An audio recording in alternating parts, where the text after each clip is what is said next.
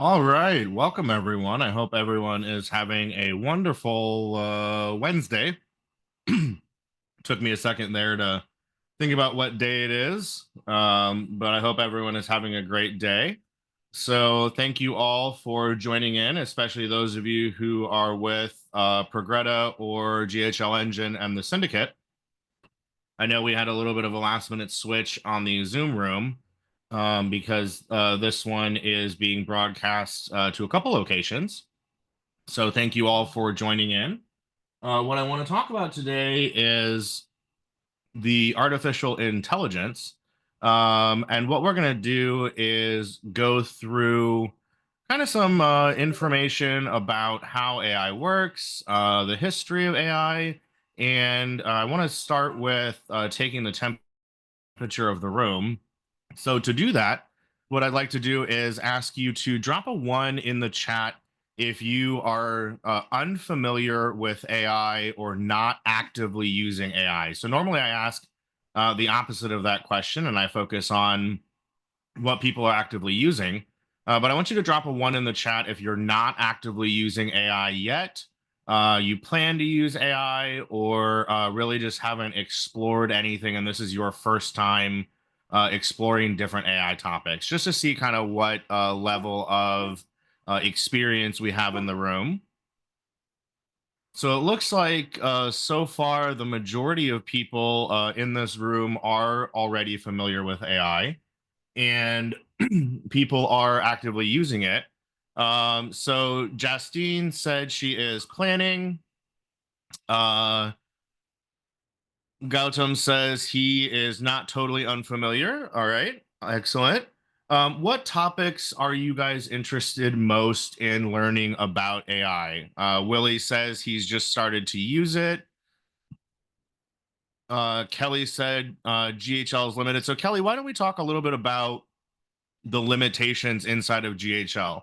If you'd like to come up on stage and unmute yourself, I'd love to open a dialogue about what your experience has been so far with HighLevel's AI and see how we can maybe explore some of those limitations.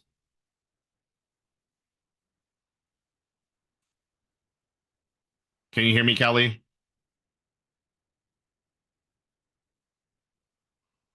I think your microphone might be on mute. Got it. Sorry about There that. we go. I've used, I studied AI for years. I use it a lot in design and graphics and stuff. The using it in Go High Level I found was pretty complex, and I ran into a lot of problems. So I only use it for very minimal things, some kind of automated replies and things like that. But I'd like to do more. I'd like to do the voice AI stuff and everything else it can do. It just there just seems to be so many directions that things go that I don't like that I turned it off and I just answer things by myself now. So Okay. And tell me more about what kind of directions does it go in that you're not a fan of when it comes to voice AI? And maybe we can look at improving some of that. well, one of them was, I wanted it because I'd have these phone calls coming in from people. I wanted it to answer, let me rephrase that. The text messages coming in, I wanted to kind of have it weed through some of these people calling me. I have a lot of phone numbers that put ads out there and I want them to call, and I get a lot of junk. So I just wanted to go through that. The problem is, and I think they fixed this, is I didn't want them to come back a second time, and maybe I sold them a job or something. They text me a message. I didn't want them to be answered by that same thing again. It's like I've already got the job. I've done it. I don't want this conversation happening again. And like I said, I think they changed that, but I never got that far to fix that, so I just turned it off. Okay, that's totally fair. Yeah. Well, thank you, Kelly, for your feedback. I appreciate it. Um, we'll definitely explore some different solutions in the voice AI space and the conversation AI space. So those are some great examples. Val said that she has a little bit experience, but is looking to get more knowledgeable in the changes she just tried to make, or and not just try and guess. Courtney says that she's only using ChatGPT. Totally get it. That's where pretty much everyone starts. Andy wants to know what are the best ways to prompt AI like Claude to get the best results? Pamal says mainly ChatGPT and chatbots, but haven't used it in HighLevel yet. And Val said that she has some clients looking to train it, but it's not doing things as she would think they would happen. So, Val, what kind of things is it not doing that you were anticipating it would do? Hi. No, it's mainly like it's grabbing information with prices that are I'm in the beauty industry, right? So with that, we train it to understand the website, and it starts giving prices when we didn't want it to give prices in the prompt. It kind of like hallucinates a little bit, I think. So I think it's something I'm doing in the prompt, or so I'm basically trying to get a better understanding today, hopefully. So the changes that I make to make it say what I wanted to say are not making it hallucinate. I think that's what I'm trying to say, because it's giving prices is um and it should be just a general bot that gives a little bit of information and then notifies that, okay, there's a client ready to book kind of situation for now. And then eventually, if we can have it be a booking bot, then great. Or if I need to have multiple agents, that's kind of like what I want to understand. Okay, perfect. So, why don't we start with do you want to share your screen and let's look at your prompt and maybe we can find some optimization areas? Okay, I have an actual client. Give me just a second. Just a second, I'll find it and I'll share it with you. It's not Perfect. my particular, but she's using, like, I'm helping other people build it as well. So give me just a moment. Yeah, take your time. So what we're going to do is we are going to cover, we're going to go through some prompting exercises. We will take a look at the prompts in Val's bot and see what makes the most sense in terms of tweaks or changes. And then we'll go from there, which is super exciting. I always love show and tell demos. Perfect. I'm opening it. I wasn't expecting, so give me just a second. I'll be up for it. I have actually, I believe, two clients that had asked. I'll start with one and have another one um that have been working on it, and it's just not giving the answers expected. Um, but of course, my head level is taking a little bit longer than I would like it to. Okay. Welcome back for those of you who are joining us today, who have been with us before. And for those of you who are new, my name is Mario and I will be your coach today. So welcome in. Let go ahead and let's go to the conversation AI agent. Mhm. And you want the general support bot, correct? Correct. Excellent.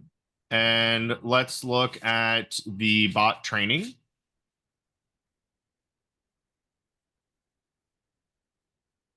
Okay, and so it says you have two links. So what I'm going to do is I'm going to request screen control from you, Yep. and I just want to cruise through your bot a little bit and see what it's doing in terms of hallucinating. So it looks like you've got it trained on this Vagaro link right here. Um, Hmm. are there prices on this page? Oh, sorry. I was going to put myself in video. Sorry, that's why I'm pushing your. Oh, you're fine. Yeah, yeah, go ahead. Okay. This is actually trained by one of my clients, and in one of the videos that we had from Pro Tools, it was also saying to upload a document. So she sent me that document, and that's the second, like that's the only advice that I could give her from before. So there are prices there. It's just not giving the right ones. And on another client, it was giving also like both prices that were there and are actually prices, even though we don't necessarily want them to give prices. Um, but in they were not accurate, like even if it was taking the information there, it was the right number.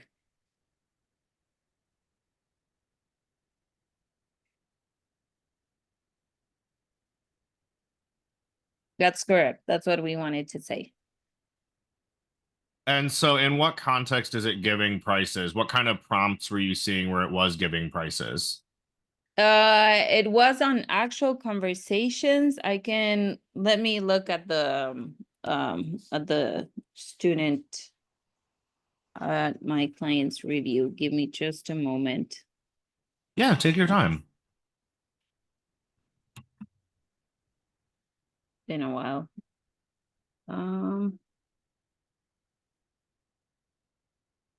We can go to another account. That she was mentioning also.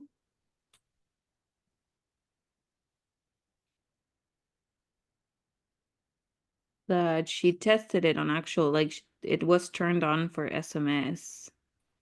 And same with this one, like it not in training, but actual.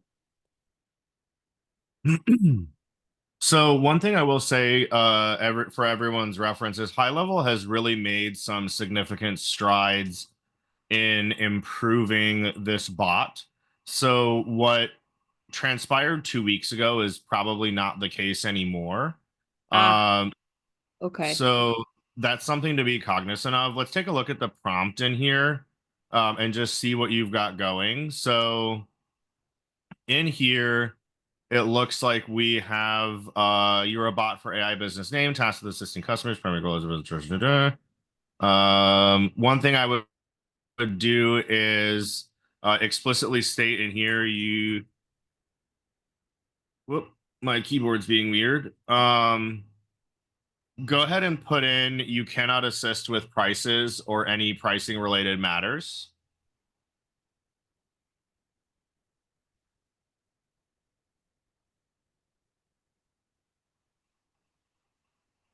So what she was Okay, saying, I saw the messages, but it's April 2nd. So what you're saying, it's just, everything might have changed in the last 2 weeks.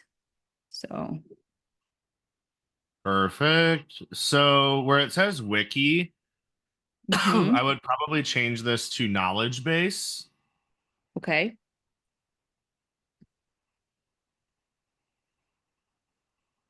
Perfect. We've got some good examples in there. So what I'm doing is I'm looking for any conflicting rules. Overall, the information in here is pretty light. So one thing I might do is put some more contextual information, and you don't really have any direction in the prompt in terms of what it should or shouldn't do. Aside from you cannot help with appointment bookings, cancellations, rescheduling, politely let the customers know you cannot help them with appointments. So in Mm-hmm. terms of prompting, this one's pretty vanilla. One Okay. thing I would definitely try is making sure in the personality and additional information that you are being explicitly clear about what it should and shouldn't do. So, general best practices in terms of prompting, just for everyone's reference, is that AI oftentimes will make assumptions or generalizations when it has to fill in for not having instructions. So there's kind of this long running myth, I guess you can call it, that AI prompts are supposed to be really short. And that's actually inaccurate. So prompts are supposed to be the appropriate length, and appropriate length is not necessarily subjective, but I guess kind of a little bit, in that it's important that when you're prompting, you treat AI as though it's a child, right? So this is the example I've given a couple times on calls, but it's very specifically relevant here because if I were this AI and I were interpreting this prompt, or a child were interpreting this prompt, um, and you gave me pricing information, let's say it was on the Vagaro site or it was in that document, I don't have a way of knowing that I'm not supposed to do something with information that was provided, right? because AI is very literal, and it's also it craves instruction. So prompt length can really be as long as it needs to be. And I say needs to be because sometimes a prompt can be short if it's just asking it to do something like maybe write an email subject or respond to a simple text message. But when you get into more nuanced and complex things like conversations, AI is really supposed to be, AI prompts are really supposed to be very detailed, but they can't have conflicting instructions. So that's usually where a lot of people falter and where things kind of start going off the rails is when you have, like, let's say up here in this personality box, you have something about cannot assist with prices or anything pricing related. But then down here in the additional information, you actually provide it with some pricing information as Mm. part of like a menu of services. Mm-hmm. So instead of using the raw Vagaro site, what I would recommend doing if you don't want it to give prices is simply just exclude those altogether, and that's why Mm-hmm. the Google Doc that we recommend is really what's best, because what you should be doing is copying the information from the different service menus and all those different pieces into a separate document that you then can scrape on a regular basis. That way you're providing only explicitly relevant information to the bot, and not, it's kind of like a horse that needs blinders, right? Same principle, right? You don't want to give it anything that will distract it or potentially be extra information. This is why I Okay. don't typically recommend scraping an entire website or a whole knowledge base or something like that. Like a lot of people make the mistake of they will grab HighLevel's entire knowledge base and try and upload that to the bot. And I've seen it happen a number of times.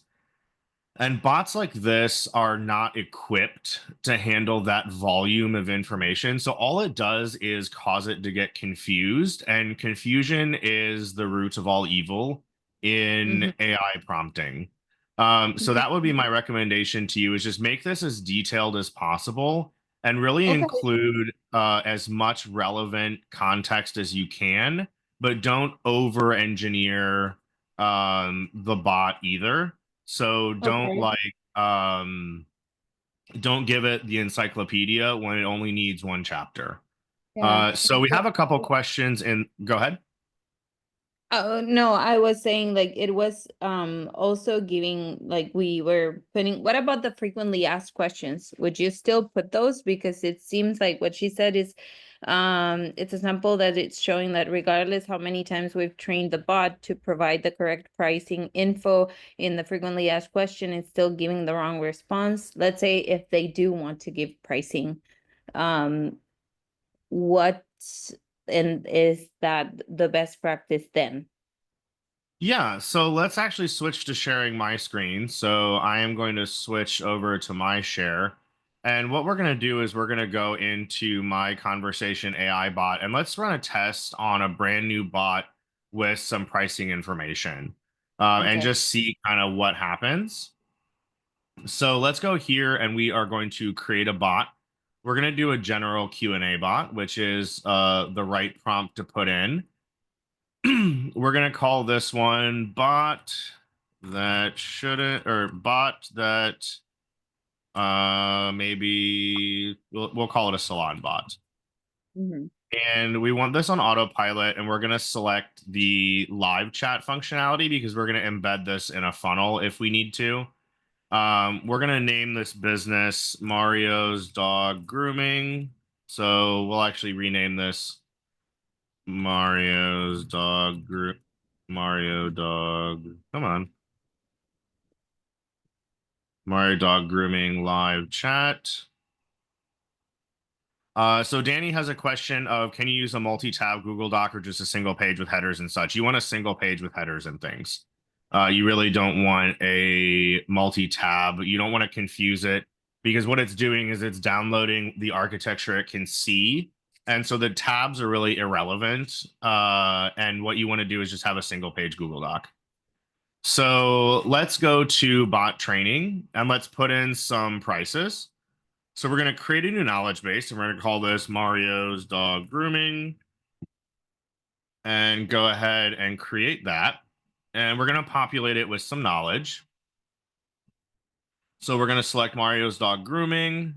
We're going to come down here and let's add some prices. So how much is a grooming appointment?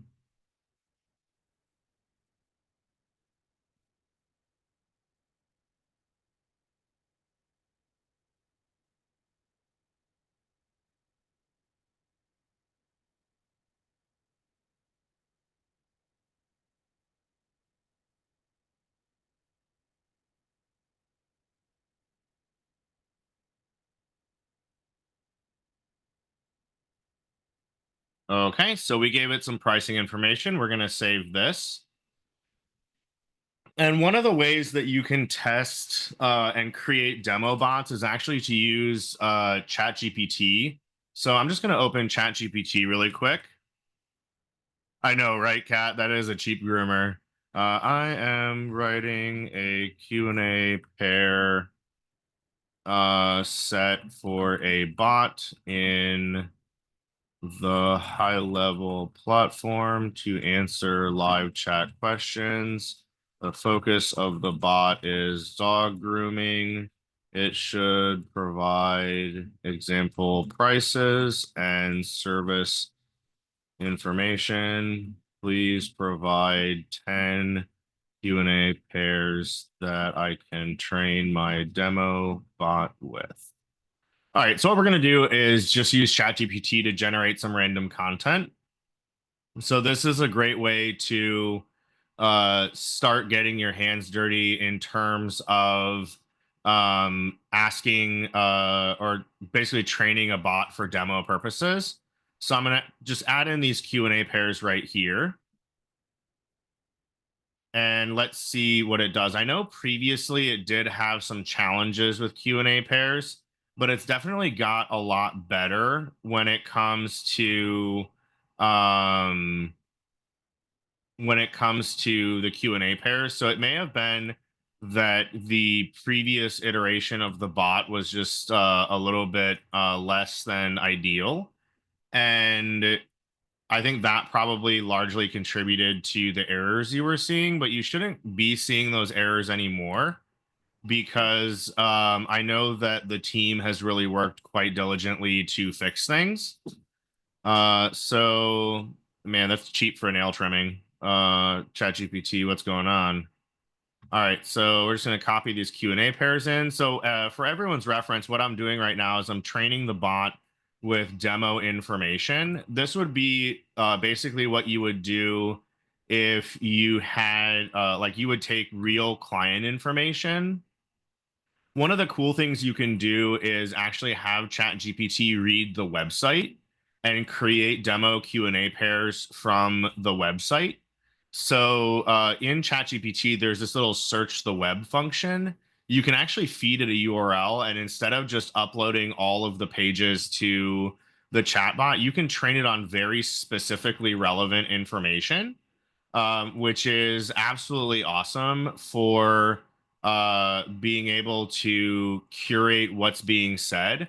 You also need to know from your client what are common questions that people ask. A lot of times people will overtrain their bot with information that they think is relevant to their customers, but their customers never actually ask those questions. So it's really important that you talk to your client and you talk to your client's clients, you review their conversations, and find out what they actually want to know before they engage with that client. Because otherwise, what happens is um, you overtrain the bot with information that's not specifically relevant. So Val asked, what if we have a DM conversation strategy now aside from general support? Can you unmute and clarify exactly what you mean, Val, while I work on training this? So let's say that we want to someone that just comes in and is like, how much or something like that. We want to make sure they go through a sales strategy where we know what's the problem that they have, and we like get them into a consultation kind of situation. We want to have a structure of where that conversation is leading with open-ended conversations.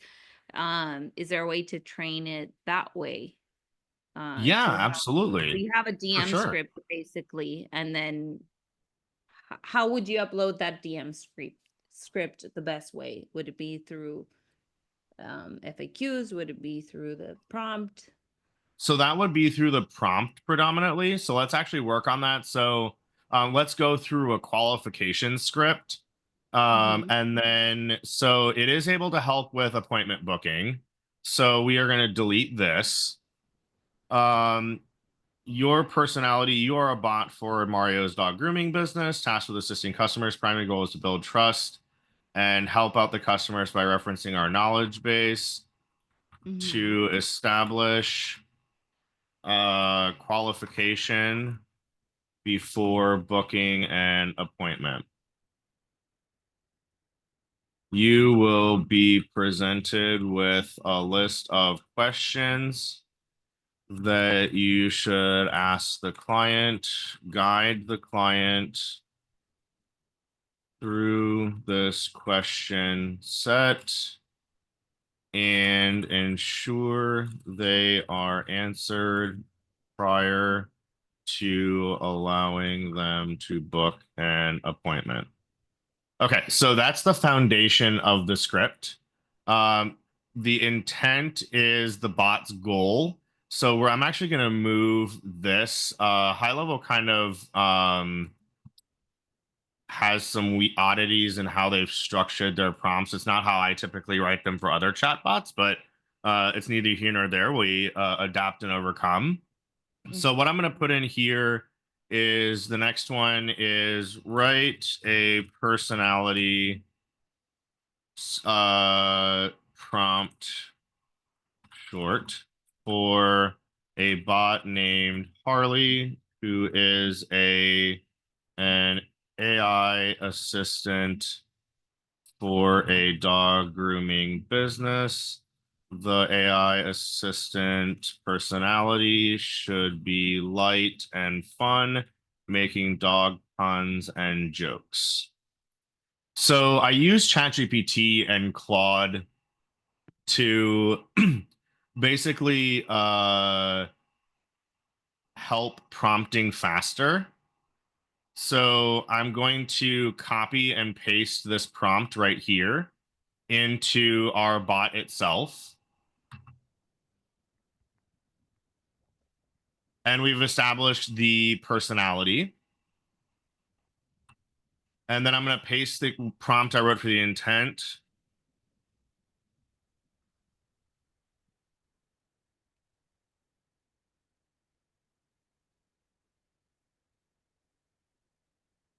And we're going to put in basically as much information as we need to, but letting ChatGPT do the legwork for us because it's faster than typing. And AI knows how to write for AI. Saul, yes, it is recorded and it will be shared. So no problem there.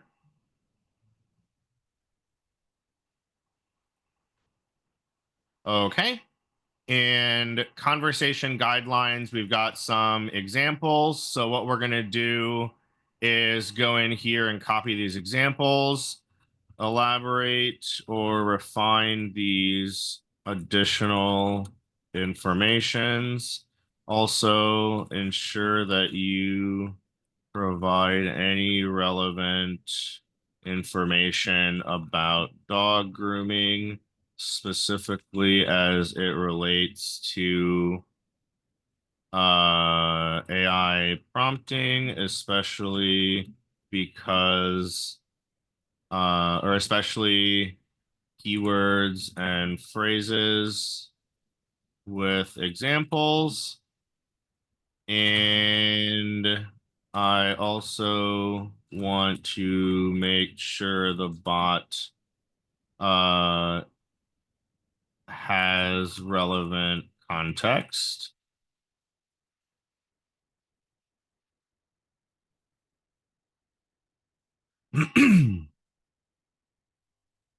So what ChatGPT is doing right now, so Kat asked, can the AI chatbot be HIPAA compliant for use in the medical field? The short answer is yes. HighLevel is HIPAA compliant, including the AI. So you can use the AI in the context of medical, but you do have to have a bunch of HIPAA policies and procedures in place, as well as sign a business association agreement and have your HighLevel be HIPAA compliant as well.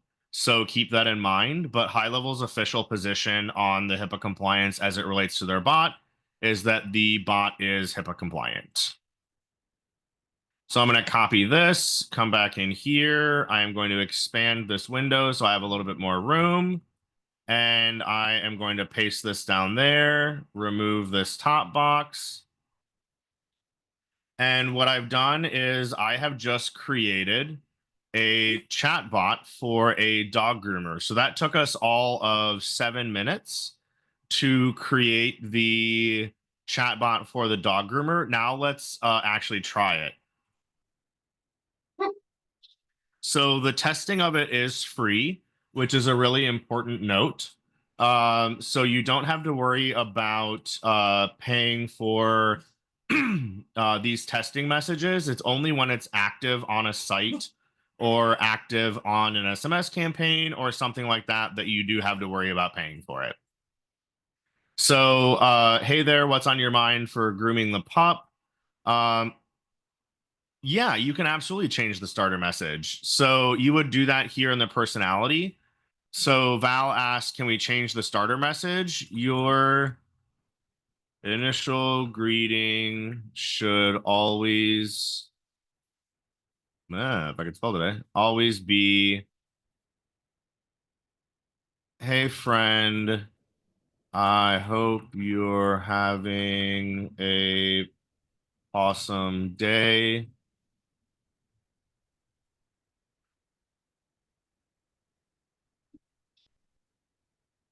How can I help you and your furry baby today? And then if I save this and I reset the conversation and I say hi, it Oh, you change the outgoing initial message simply by including it in the prompt. can it also be adjusted to depending on what the person says? Yeah, absolutely. Should be if the person just says hi or hello or hey, your initial greeting should be, sure, I can help get your tail all straightened out with our amazing grooming services. If the person says, what are your services?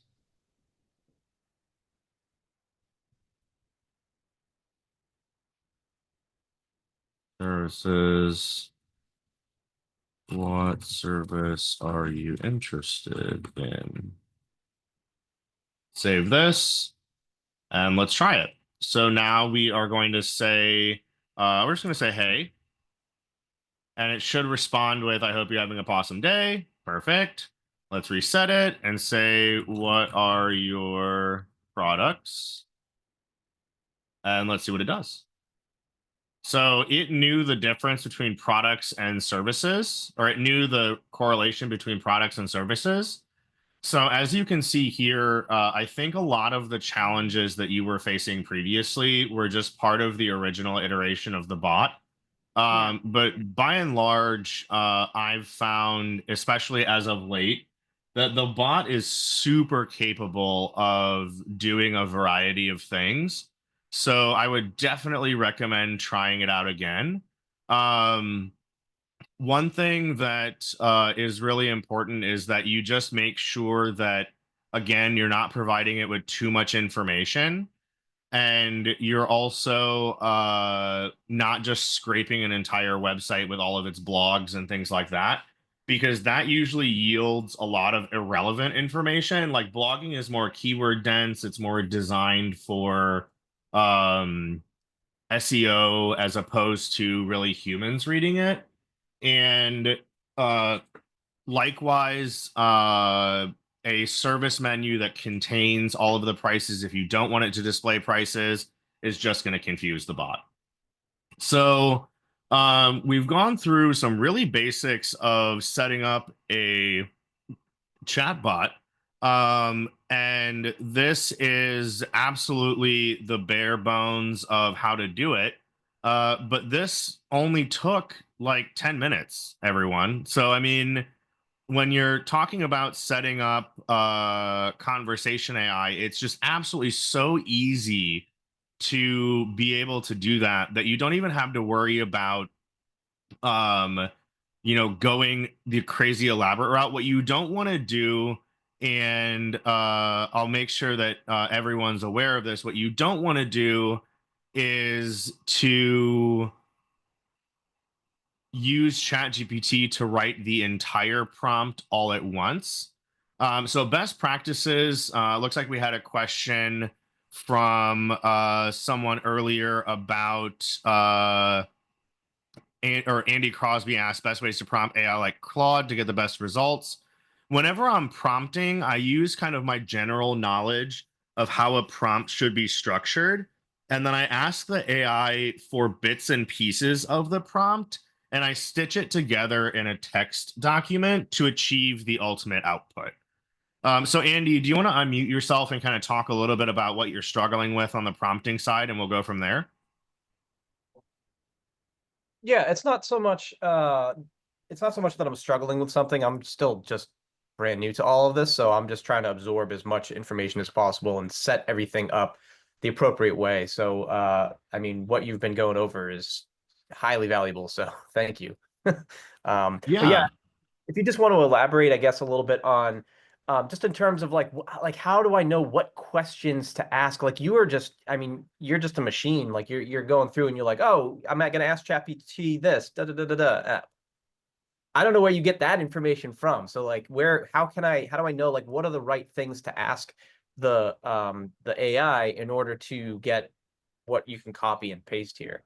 I mean, a lot of it might Sure. be experience, but Yeah, so a lot of it goes back to experience, but I have a question for you. Raise your hand for me. Just put it, right like here. Put your hand up like this for me. No, keep it up. All right, now bend your finger. One finger. Just bend the finger. Okay, now what did it take to bend the finger? minimal effort. And that's the problem with prompting. So I go through that exercise with people to help them understand the difference between a good prompt and a bad prompt is how, and the reason I use how do you bend your finger is because the actual mechanics behind bending your finger involve you first have to think, should I bend my finger? Or interpret that someone just said, bend my finger. Then you have to think which finger. And you have to specify in your brain, I want to bend my index finger. You have to also specify how far you want to bend your index finger.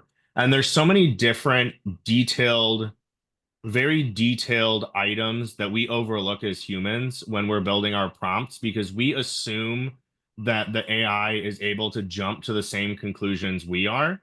Do you have kids by chance, Andy? I got an 8-year-old. Okay, perfect example. So when you tell a kid to clean their room for the first time, what typically happens? Aside from the screaming and crying.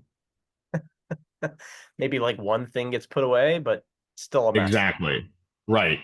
Because when the child goes to clean the room, if you don't provide explicit instructions on the first go around, then it doesn't know what to clean, right? It assumes that its interpretation of clean, or your child's interpretation of clean, could be just picking up the clothes off the floor, or it could be just clearing off. It says one surface is clean, and that's the only surface I care about. So my room is now clean, right? But the reality is, as a parent, you have this expectation of, I want you to pick up your laundry, take the things off of your nightstand, put your clean clothes away. And let's dive into putting your clean clothes away, right? Or taking things off the nightstand. When the first time you tell your child to go put their clothes away, you end up with a dresser full of just unfolded clothes in random places that make no sense, right? The socks are at the bottom and the shirts are at the top, and the pants are, or the shirts are in the middle and the pants are at the top. And it's like, what logical order does that make sense, right? It should always be socks and underwear, shirts, pants at the bottom. And that's kind of how we have been conditioned to put away laundry, or whatever order that you've been. That's how I was conditioned to put away laundry. So our expectation of the child putting away their laundry is directly tied to the larger picture of cleaning their room. And we have to specify those items in the prompt, just like we would to a child. So use your parenting skills when you're prompting to be as detailed as possible and avoid conflicting instructions. Because if you tell your child to put their clothes away in the closet, and then in 2 sentences later, you tell your child to make sure and fold their clothes and put them in the dresser, you've just issued conflicting instructions. What you should have said is all button-up t-shirts or button-up shirts go in the closet hung on hangers. All t-shirts, sweatshirts, pants, socks, and underwear are folded and put in the drawer. And you can even go one step further if you wanted to and say socks must be paired with like kinds and folded 2 times over and placed on the left side of the drawer.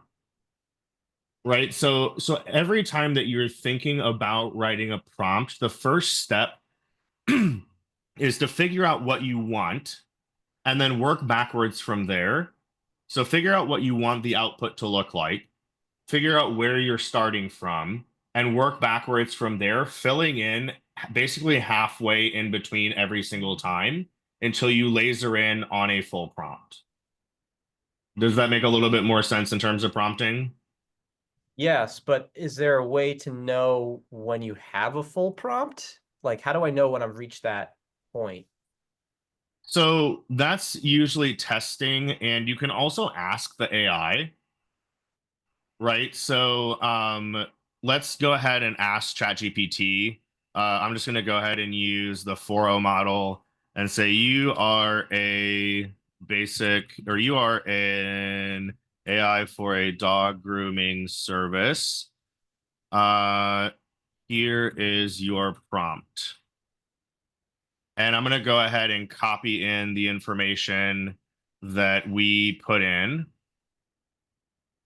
And I am just going to add in these blocks. And this is the same for all AIs. Okay, it's not different for different AI types. Every AI is able to self-analyze, and every AI is able to analyze other prompts.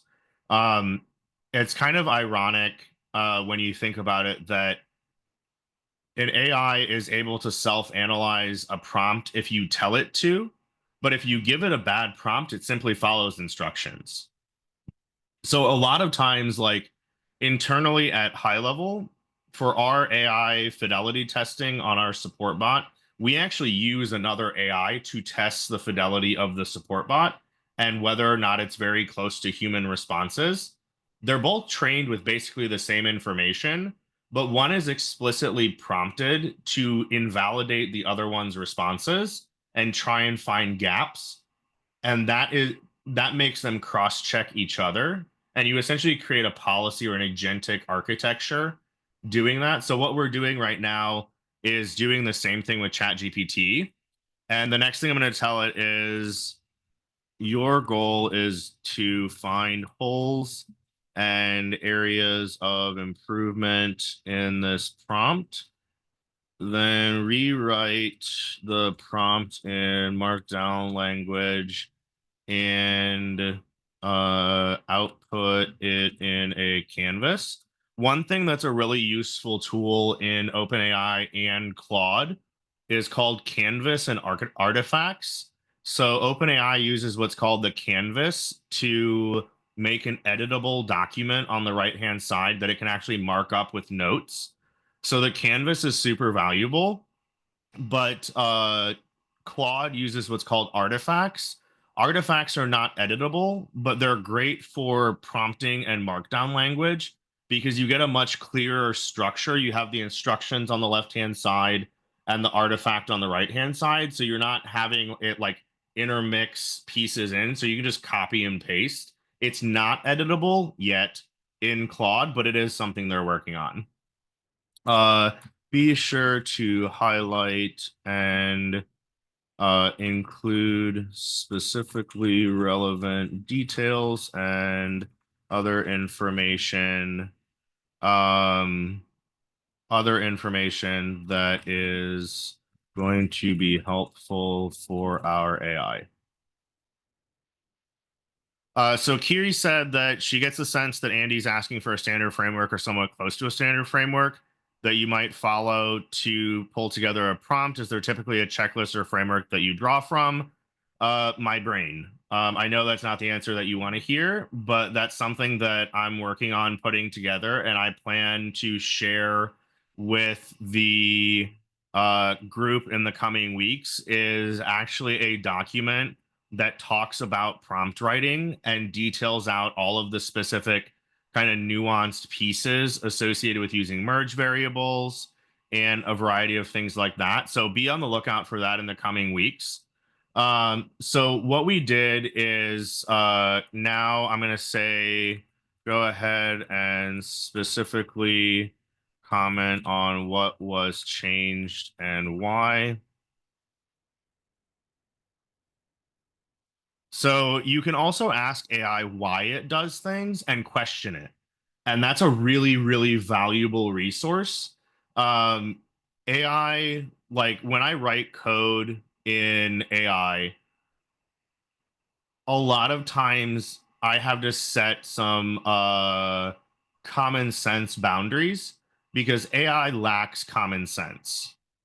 It it does, again, it does a very literal, like if you I'm trying to think, have you ever seen Anchorman, the movie? You know Brick, and how he's like super literal, and how you tell him to do something and he'll just walk into a wall, because you told him to go over there and he doesn't stop because you didn't tell him to stop. Like that's a great example of AI. Like it's the same principle, right? So questioning AI and asking it to look back over its answer and make sure it was correct. Would you do anything differently? Maybe try this different style, or tell the AI flat out, you got that wrong. Rewrite everything from scratch, start with a completely different approach. And the AI will follow suit and try to do something completely different. So I use AI a lot for software development. And again, I have to have common sense when I'm developing the software of things like I noticed that the prompt, and this is really a problem with ChatGPT. I noticed that the code that it wrote was 400 lines shorter than the code that I gave it. And I asked it to add a feature. Obviously, if the code is smaller and it doesn't give me more files that equal the roughly the same amount of code, I know that there's potentially a problem. Right. So you have to use a little bit of kind of your general common sense to give the AI its own common sense by asking it questions and being like, "Hey, I noticed the output that you gave me was significantly shorter. Did you remember to include everything from the original prompt? Did you remember to include everything from the original code?" Another example would be when AI does math or writes a blog post.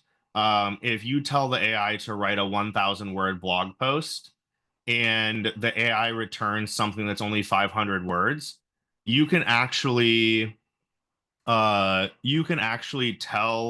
like, so you put it in a word counter and it counts back as 500 words. You're like, hey, I noticed that your output was only 500 words. Break it up into 4 sections. These are the 4 sections titles, each of them 500 words.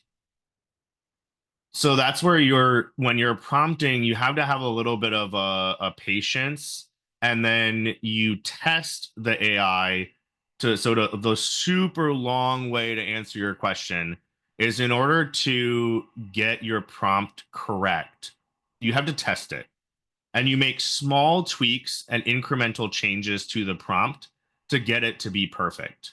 Now, when you're doing things like custom GPTs and stuff like that, you can be a little bit more liberal with your prompting. Um, Generally speaking, prompting in like this native interface right here is going to be very easy. It's pretty cut and dry. When you get into like doing custom GPTs and you get into doing AI assistants and things like that, that story completely changes. But yes, it will absolutely tell you, to Danny's point, it will absolutely tell you when something is wrong. Like, for example, it says, would you like me to turn the qualification questions into a checklist or pre-interview script Harley can ask the customers in sequence? Yes. So it self-identified that there was something wrong with the prompt and said, okay, I'm going to help you fix what was wrong with the prompt because you need to do A, B, and C. Go ahead, Kiri.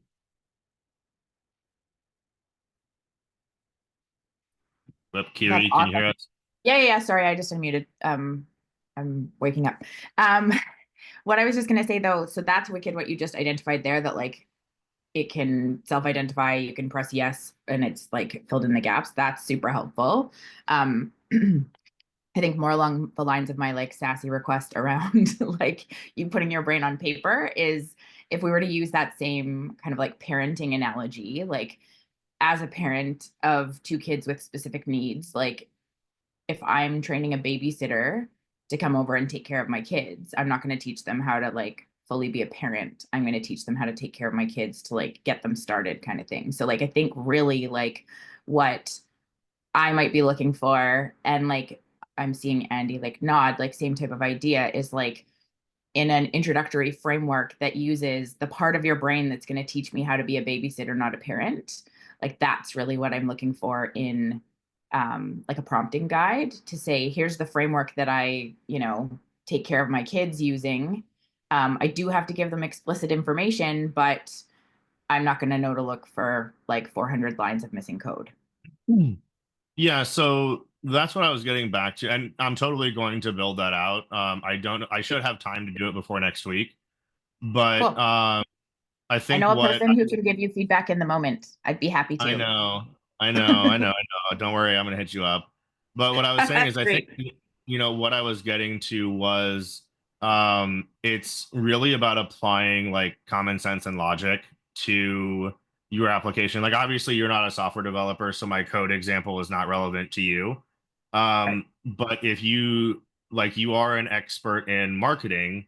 so if you tell ChatGPT to give you a blog post and it writes it in French and not English, you're going to notice that, right? But someone who's illiterate's not going to notice. They just see a Right. bunch of characters on the screen.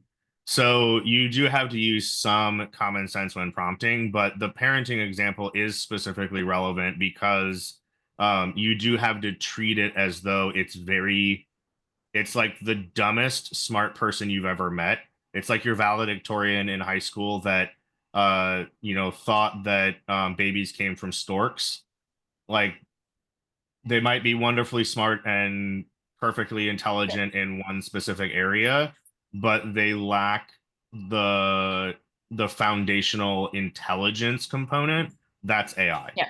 We haven't Like, achieved and like the true guidance, intelligence. and that, like, that's all very clear, like the guidance and that kind of piece. Like, I think specifically, like even when you said, um, high level versus some of the other bots that you've trained, like there's nuances to the way that high level has put together the different prompt sections. So like Fair. in Yeah. like best practices using the way that it's laid out right now, knowing that in 2 weeks time, again, you're probably going to have to redo it again. Like, those are the things that are going to be really relevant inside of like cutting to the chase for those of us who are going in and saying, cool, like best practices for the personality box, you want to flesh this out with X, Y, and Z. Like intention is where you focus on X, Y, and Z, right? Like, that's going to be super helpful. Yeah, that's totally fair. I absolutely will do that. So I'm just going to save this prompt and say hi and see what it does.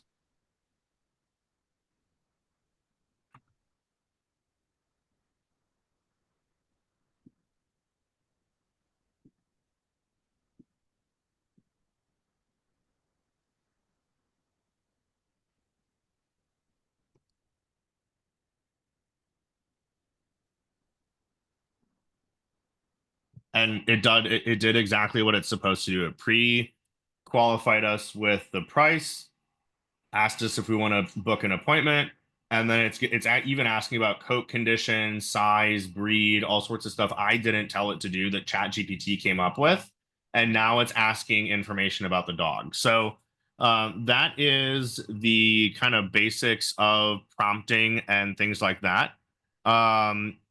Edith is asking, how would you approach when to escalate to a real person?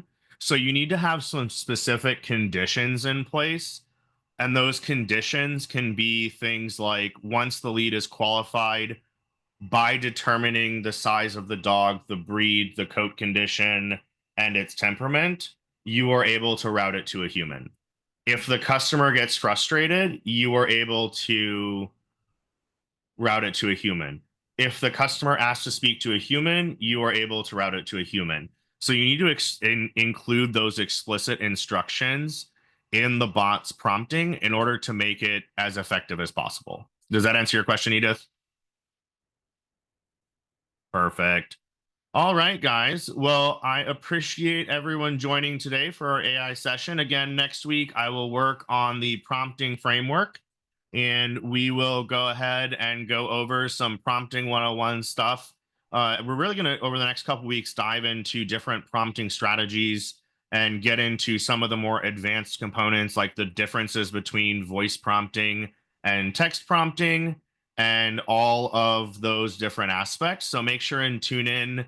Just a reminder for everyone, the earlier you join, the more goodies and opportunities you have. So next week, I may hint, be giving away a snapshot if you join in the first 5 minutes. So just keep that in mind.